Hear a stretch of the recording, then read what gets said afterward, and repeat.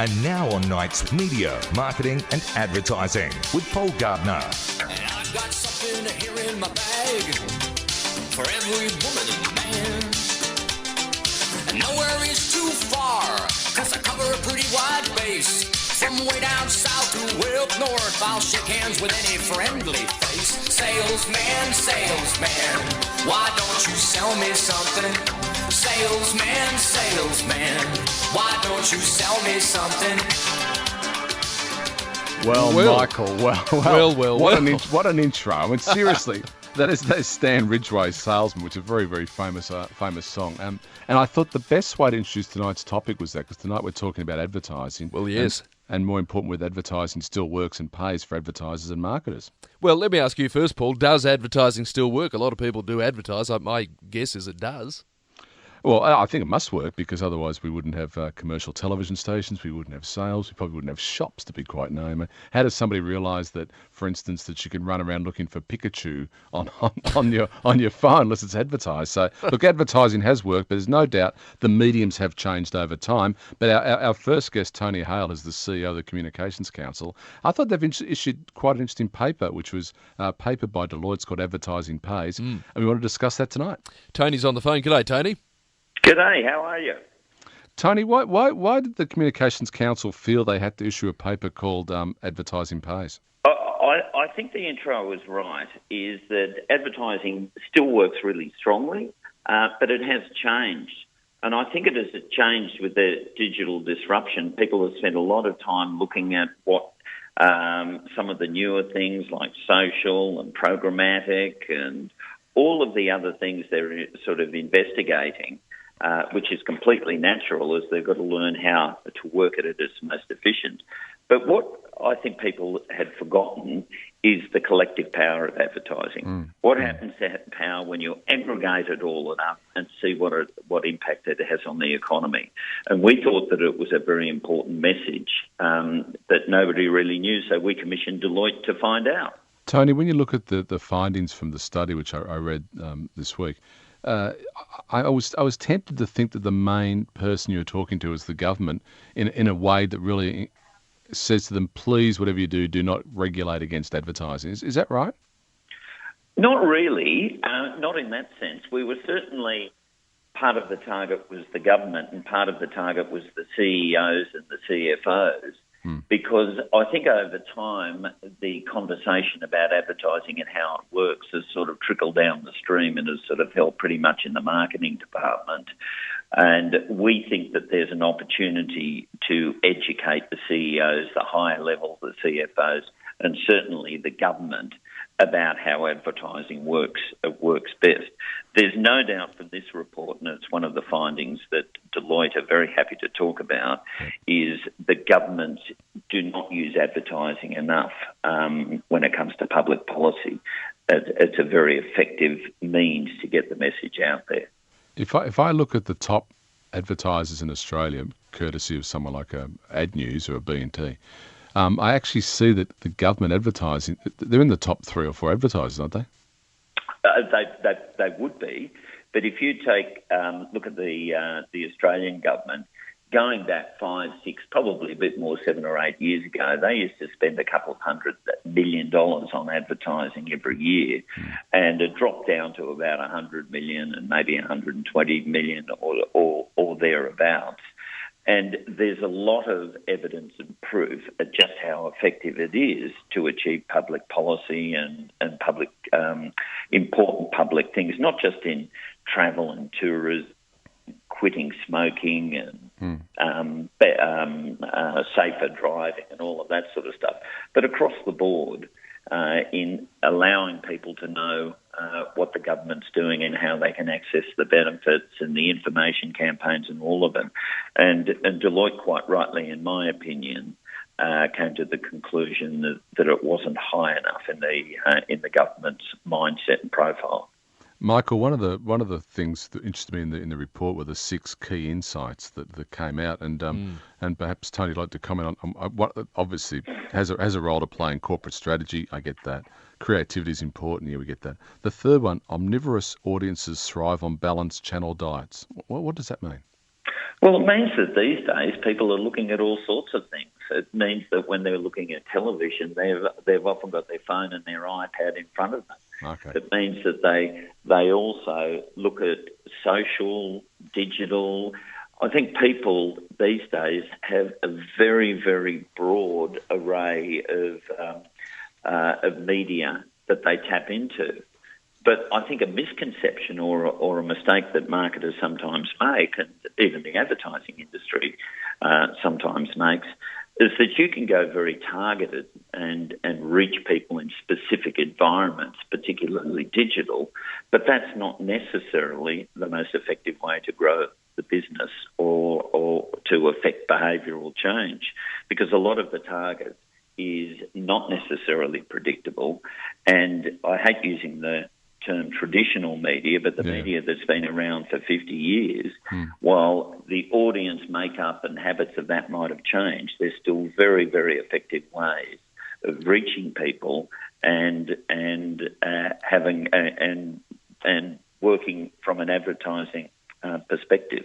Tony, can I just take you, it's Michael here, can I just take you back to what you were saying about government advertising and the amount of money dropping over the years? Is that perhaps because public pressure is there? The public see a distinction between an information campaign and advertising that, in essence, would boost a political party's prospects? Is that, that the parties or the governments are starting to feel that public pressure? I don't know that it's so much public pressure. I think public want to know things. I think it's more political pressure, and as we know, in an Australian government, every single campaign or campaign over a certain amount has to go before Senate estimates. And I think politically, just as we see across lots of things, the political parties sort of look to any opportunity they can I suppose, pull apart or criticise what the government at the time is doing. So I think the net effect of that is that some very legitimate campaigns that could be used effectively for consumers' benefits are bypassed because they don't want to get into the politics of it. Tony, the Communications Council its member base spans more than 160 agencies. I mean, do you span the top agencies? I mean, are all I don't know what they are, the leading agencies, the leading media companies, or have they splintered into the media associations? Have they splintered into the AANA, or is it still a really solid group? It's a fragmented group. It's still solid in the sense that we represent nearly all of the big agencies. We have about 20 of the worldwide networks here. I think we're only missing one or two. And there's a whole variety of independent agencies. But the industry is very, very fragmented, as you know, Paul. Yeah. What we don't do is we don't represent media agencies. They have their own industry organisation, although quite a lot of our members do actually provide media services in their own right. I looked at the AANA and I saw that Mike Conahan from STW or WPP now was on their board. I mean, that's a big group to be on the agency, the advertiser side of it. How do you guys all get together and say we're all in it for advertising, we're all in it for marketing? How do we pull together and really?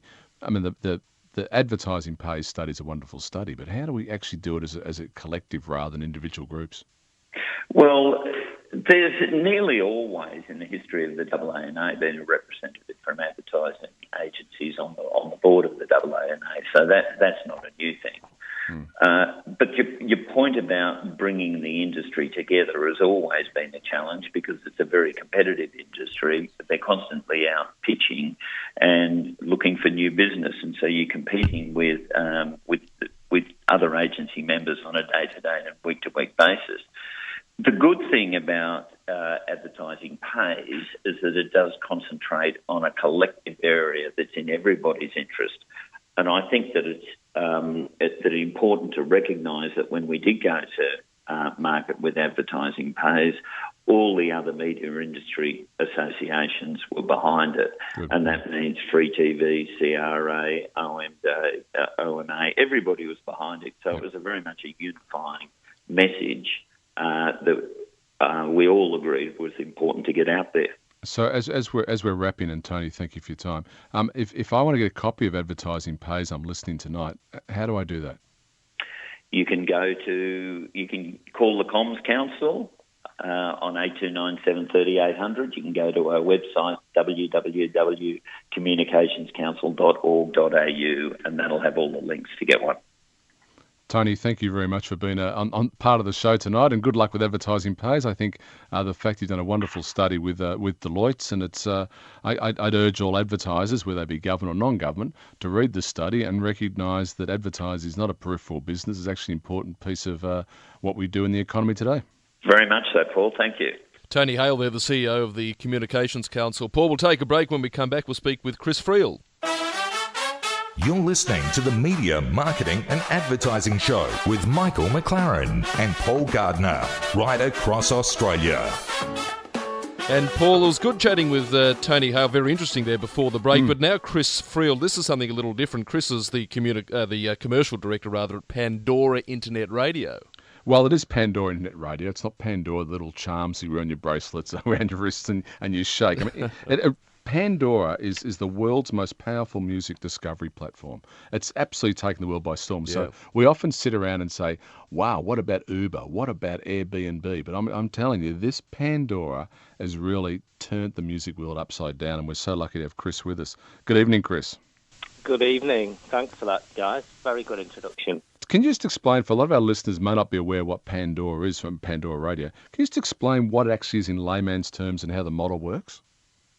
Sure, yeah. So in the simplest sense, Pandora is a personalised internet radio service as well. So, available predominantly through our mobile app, but also on web, in cars, and in home through connected devices. You can, in essence, a consumer or a listener comes in and can set up their own personalised radio channels through the platform. So to give you an example of how this works, if you, as a fan, are a fan of the Beatles or Taylor Swift, you can set up numerous... Or this radio show segment, for instance? Yeah, or this radio show segment. What? Predominantly music, although we are diversifying into different content genres and Good. set them up by station, song, artist, title. Yep. So I log on and I say, look, I'm really into Nirvana, and I can download their songs, I can create my own music station, my own playlist. And how much does it cost me to do that? It's free. The whole service is free. So how does Pandora monetize a service where they provide billions of songs for free? Yeah, the bulk of our monetization model is related to advertising as well. So advertising really funds what we're able to do from a music perspective. Now, one of the things I noticed when I was looking at some of the stuff you're doing is the Audio Everywhere advertising solution, which fits beautifully into the discussion we're having with Tony Hale of the Communications Council. What is the Audio Everywhere advertising solution look like? Yeah, sure. As I mentioned, our music is available on numerous devices. So really kind of the vision of Pandora is to provide music wherever music's going to enhance that experience. So the majority of our listeners listen through their mobile phone, but some through the web. But also we've integrated into the car environment and into the home environment through different connected devices. And what our Audio Everywhere solution is from an advertising perspective is the opportunity to target those listeners wherever they may be listening to Pandora. So, Chris, when I noticed one of the things you do is Woolworths. Now, my experience with Woolworths, which I must admit is somewhat limited, is to walk up and down the aisles and listen to the best of ABBA. I mean, but all of a sudden you're going to curate it. How do you curate it for Woolies customers, given the fact that Woolies customers range from all ages, from 10 years old to 100 years old? Well, it's a big job. There's over 1,000 Woolies stores as well. So we've been working really closely with each of those different store operators, the store owners and the management team, to kind of create the sound of each of those different individual stores. So store by store? Store by store, but predominantly the way we do that is based on the demographics of the geography and the local community that are surrounding those environments. And what we do is we split our musical elements into segments, so day parts. So the sound of Bondi will be very different to the sound of Parramatta, to the sound of Fitzroy, and the sound of Collingwood, based on demographic, but also time of day and day of week. You may get a different crowd on a Thursday night or on the weekend who might want a different kind of style of music. So we're working individually with each of the different stores. So, Chris, as the businessman or the businesswoman come in at 6 till 10 p.m, there's a slightly different soundtrack to when, say, some of the stay-at-home mums or whatever are doing the shopping at midday. Yeah, different sounds for different times and different days of the week and different geographies. Michael, my recommendation is not to go into a store at 4 a.m. No. But I mean, that's a good point. I'm normally on air then, so that rules me out. Because there are people in those stores, and that's predominantly Sure. staff at 4 a.m. So this is very much a service that runs 24 hours for the people working there as well as the customers. Well, what's the next big thing? One of the things that I looked at I was quite interested was your music genome project. Tell me about that. How's that going to work? Well, that's really the special sauce that kind of puts Pandora together. So our founder, Tim Westergren, who is a musician himself, kind of created Pandora back in 2000. He first set sail on this journey, so really pioneering in this space. And the first job he did was to employ a number of musicians into the business who could look at every single song as they came into Pandora. So what they do is they analyze each and every single song that comes through the business, and they score that on a rating of 1 to 10 for up to 400 different musical traits. So Wow. that can be things like pitch, tone, tempo, beat, rhythm, vocals, backing vocals. They then give that human element to the data science side of our business, who then use their algorithms to create the end product that you get when you go on, you play Pandora. So it's the kind of that combination of the human element with the science element that gives you that fantastic end experience. So I guess if I'm a large business, lots of operations, let's say retail like Woolies, I want to watch the Woolies experience with great interest and say, why can't I do that to my clients? Why can't I do it to my staff? And why can't I do it to my factories? I mean, does it improve productivity? Does it make people feel better about it? Do they shop longer? Do they feel happier about it? I mean, your listeners are on average, I believe, about 2.3 hours a day. Does it increase that? That's right. I mean, it's interesting. It's going to be something for us to watch and see, because we've only just launched that within the Woolworths stores in the last month. But anecdotally, some of the feedback that we've been getting has been quite amusing for us back here and quite welcoming. There's some comments such as our staff have been dancing in the aisles to Pandora music. And I think compared to what was the previous solution, which was kind of a repetitive playlist or a CD or a number of CDs that kept playing, it's a very different experience. So we're definitely seeing really positive feedback so far. Have you personally killed Muzak? Have we what? Sorry. Personally killed Muzak. I mean, that's what it was. I mean, the next thing will be specially designed elevators and lifts where you can listen to songs you want to hear on the way up to the 13th floor. Yeah, I mean, who knows what the future holds in terms of that experience. Where is Australia in that progress? Are we behind the curve, ahead of the curve, about right at the time? What are we learning from? What are we looking at? What are we doing right and what are we doing wrong? I think we're very kind of tech savvy as a country, as a nation. Streaming came to Australia later than a lot of other countries as well. We're an American company. Initially, you've got Spotify who operate here and who are a Swedish company. So ourselves and Spotify have only been in the market for 4 years, but in that time, we've seen phenomenal growth, and that growth is really starting to pick up now. So it's almost 30% of Australians are streaming music every month now, and that number's grown by, I think, 35% in the last 6 months. So things like the barriers are being taken down, like the fear of streaming is going to increase my data allowance, with the telco companies actually going into market and running their own campaigns, which zero data the ability for people to stream music. So, as those barriers start to come down more and more, I think the increase in streaming is going to continue. It's a terrific brand. It's a terrific product, Michael, and obviously it's going to go bigger and bigger and bigger, and I think really change the dynamics of what advertising is, not just on traditional media, but new media and also new venues. It sounds pretty impressive. I tell you what, Paul, if we sing the segment next week, do you reckon they'll pump us through Woolies? Well, they might. If Coles pay for it, they might pump us through Woolies. I'm not sure Woolies are going to pay for me to sing. All right, Chris, I'll leave that with you, but just food for thought. Good to catch up. Thank you, Chris. Thank you, Jan. Fascinating concept there. Chris Friel, the commercial director at Pandora Internet Radio. It's a brave new world out there, Paul. It's a brave new world, and it's getting braver and newer every day. Great to catch up. I'll be with you again next week, Steve's OS, but look forward to that. All right, Michael, thanks for your help. Absolute pleasure. Paul Gardner there.